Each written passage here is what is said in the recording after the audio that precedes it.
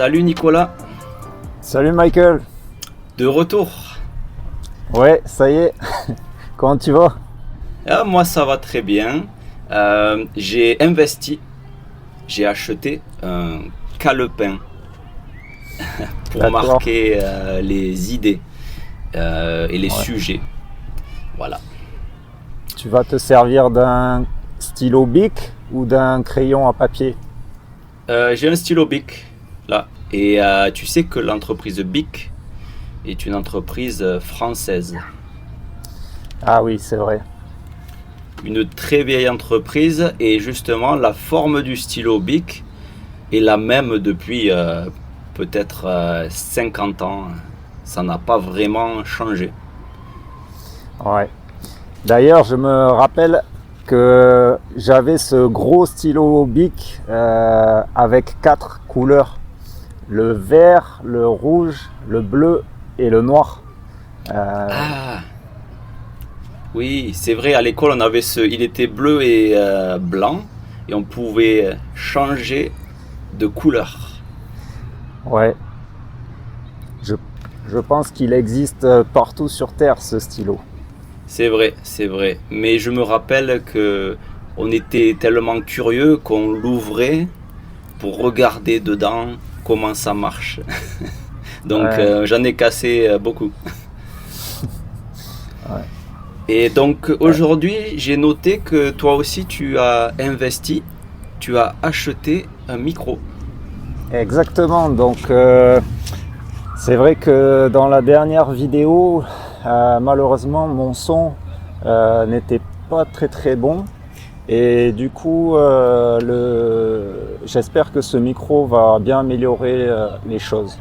Il y avait le micro qui n'était pas très bon, c'était le micro de ton téléphone, mais également il y avait, tu étais dans une salle et il y avait de l'écho. Et je ne me suis pas rendu compte. Oui, c'est vrai qu'on n'a pas l'habitude, on n'est pas des ingénieurs du son, donc on ne se rend pas compte de l'écho, etc. Mais quand je fais attention, par exemple là, dans ma pièce, il y a des rideaux et ça permet d'avoir un meilleur son. Ouais. Et là, pour ma part, je suis dans un parc et donc il n'y a aucun mur pour me renvoyer le son et ça sera donc beaucoup mieux. Voilà, ça sera beaucoup mieux. Donc, on peut passer au premier sujet si tu veux. Oui, Alors, récemment sur Instagram, j'ai vu de plus en plus de vidéos de gens, de citoyens qui agissent contre les pickpockets. Et notamment en France, il y a un groupe de jeunes, des adolescents. Un de ces adolescents s'est fait voler de l'argent l'an dernier. Donc, avec ses amis, ils ont décidé de combattre les pickpockets. Donc, ils les filment, ils les suivent. Ils ont un mégaphone pour dire attention les pickpockets, etc. Et leurs vidéos font énormément de vues. Ils ont même été interviewés par la télé française. Et donc beaucoup de gens sont contents, mais d'autres disent que montrer des gens comme ça à la télé, même s'ils sont sur YouTube, pardon, même s'ils sont coupables, peut-être que ce n'est pas très, ça ne suit pas la loi. Donc, qu'est-ce que tu en penses?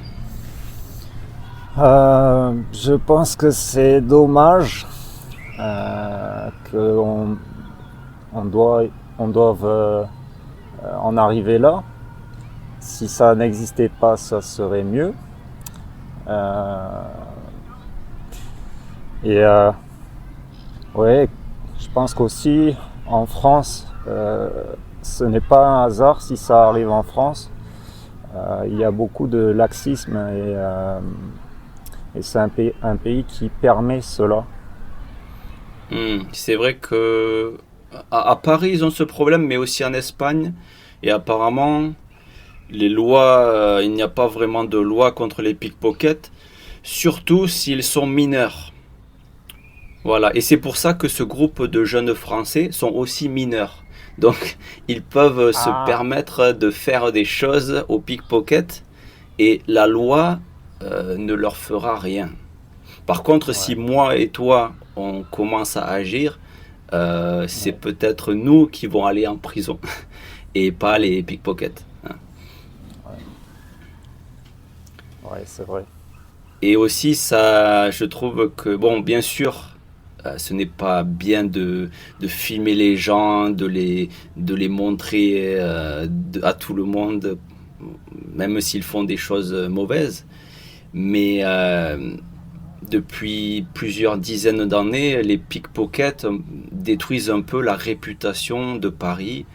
Les touristes ont peur. Euh, Ils ciblent spécifiquement les touristes asiatiques. Je me rappelle, j'étais allé à l'ambassade du Japon à Marseille pour faire un visa. Et l'homme de la sécurité m'a dit qu'il y a énormément de Japonais qui viennent tous les jours se plaindre qu'ils se sont fait voler leur téléphone, leur passeport, leur argent. Donc ça donne une très mauvaise réputation à la France et à l'Europe de l'Ouest en général. Ouais, c'est très dommage. C'est très dommage et j'ai l'impression que le gouvernement est un peu complice parce que il laisse faire et rien ne se passe. D'ailleurs, quand ma copine est venue il y a quelques années, elle est arrivée à Paris, elle est descendue du bus et là, deux jeunes filles sont arrivées, des filles roms, Ouais, comment on dit, des gens du voyage, des gypsies, je sais pas. ouais, Elles sont arrivées, une lui parlait et l'autre essayait de prendre quelque chose dans son sac. Mais à ouais. ce moment-là, je suis arrivé et elles sont parties. Mais Hmm. si la police les voit, la police ne fait rien. Ouais. C'est vraiment répandu en France et du coup, il laisse un peu faire. C'est dommage. Hmm. Et toi, est-ce que tu t'es déjà fait voler par un pickpocket? Je me suis déjà fait voler à Paris justement Hmm. en descendant d'un car. Je venais d'un pays d'Europe de l'Est en car et Hmm. j'ai j'ai pas eu le temps de descendre du car et quelqu'un avait déjà pris mon sac dans la soute à bagages. Wow. Donc c'est pas vraiment normal aussi. Hmm. C'est une erreur de la part du personnel de la compagnie de car. Il aurait dû attendre que les passagers du bus, du car, descendent et ensuite ouvrir les soutes. Hmm. Mais il a ouvert la soute avant que les gens soient descendus. Hmm. Et c'était à quelle gare?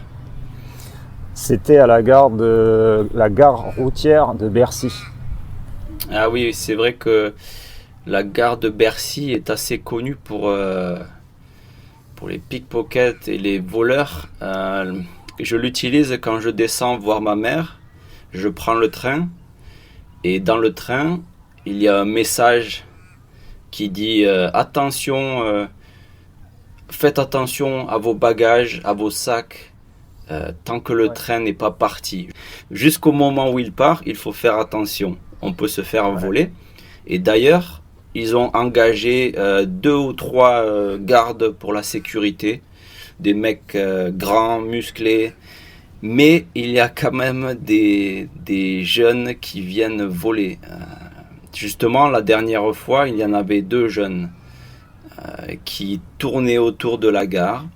La sécurité les voit, les pousse dehors, mais ils continuent. Puisqu'ils n'iront jamais en prison, ils continuent. ouais. Et toi, tu t'es déjà fait voler personnellement? Personnellement, non, je ne me suis jamais fait voler. Je fais attention. Je mets mon portefeuille dans la poche intérieure et non, dans la rue, non, jamais, parce que peut-être je ne ressemble pas à un touriste. Ouais, Donc voilà, ça dépend aussi de notre allure, de l'allure qu'on a. ouais, c'est vrai. C'est euh, c'est comme ça, c'est malheureux, c'est dommage pour la réputation de la France. J'espère que l'État va faire quelque chose. Oui, surtout que ce n'est pas le seul problème que l'on a en France. Les rues Hmm, sont très mal, certaines rues sont mal organisées. Il y a des hmm, déchets dans la rue, il y a des tags, donc c'est de la peinture sur les murs. Et hmm. des fois c'est un peu sale aussi. Euh, Certains endroits, je trouve que Paris est plus propre qu'à l'époque, mm, mais par contre, oui, les tags et aussi certains endroits spécifiques sont très sales. ouais. C'est assez bizarre. Certains endroits sont très propres et une rue à côté, c'est sale. Alors que tout ça, c'est des problèmes assez simples à régler. Ouais. Ça pourrait être réglé facilement. Et il y a aussi beaucoup de gens qui dorment dehors à Paris. Euh, Hmm. bon, c'est dur pour eux. Et- Voilà, et il y a aussi beaucoup de problèmes de drogue.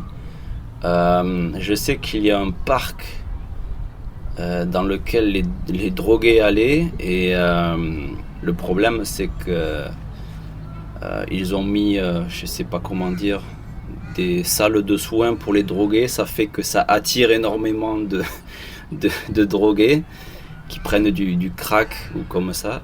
Et en fait, les gens qui habitent là-bas se retrouvent au milieu ouais. des drogués. Donc, Oui, le- c'est un peu c'est compliqué. c'est injuste parce que la personne, par exemple, qui aurait acheté sa maison à cet endroit-là, ne peut plus la revendre car le quartier devient euh, un quartier qui n'est plus du tout attirant pour les investisseurs, les gens qui veulent habiter. Voilà, c'est le problème, ouais. Et aussi, si on a des enfants, si tu as un bébé, tu veux pas qu'il soit Ouais. entouré Oui, par cela. Donc, voilà. c'est une sorte d'insécurité. Voilà, de plus en plus d'insécurité et de violence des adolescents aussi, de plus en plus violents en France. Voilà, Mm. c'est compliqué. Ouais. Et d'ailleurs, j'ai reçu un email l'autre jour euh, qui me demandait de payer mes impôts et il y avait un lien à cliquer pour payer en ligne. Donc j'ai cliqué sur le lien, mais j'ai cherché et je n'ai pas pu payer mes impôts. Donc j'étais assez triste parce que je vois bien que l'État utilise notre argent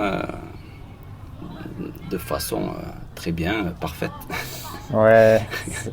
Donc j'avais vraiment envie de payer à notre État Ouais. qui fait les choses bien et malheureusement voilà. Mais j'ai vraiment envie de leur donner mon argent Oui. parce que je pense qu'ils l'utilisent voilà, de façon optimale. Donc si je peux peut-être leur donner en cash, Ouais. Ouais. j'essaierai. C'est vrai.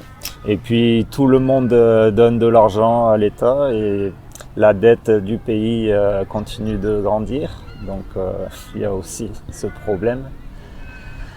Euh, Oui, et d'ailleurs, ils vont encore emprunter là. J'ai lu récemment que pour le Covid, ils ont emprunté 750 milliards, ah, mais que pour relancer l'économie cette année, ils vont emprunter ou imprimer beaucoup plus d'argent. Donc l'inflation dans les prochaines années risque d'être assez forte. Ouais. Ça, c'est... On verra bien. Ouais. Il faut préparer ses valises juste au cas où ça devienne invivable.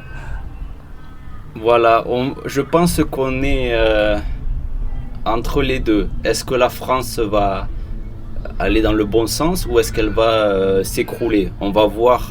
J'espère que on va récupérer une trajectoire correcte. Oui. Je pense que c'est possible. Ouais. Mais en ce moment, niveau politique, c'est compliqué. Ouais. Et comme autre sujet, je ne sais pas si tu as vu, mais je crois qu'il y a un mois ou un mois et demi, il y a eu des aurores boréales en Bretagne. Est-ce que tu as vu ça?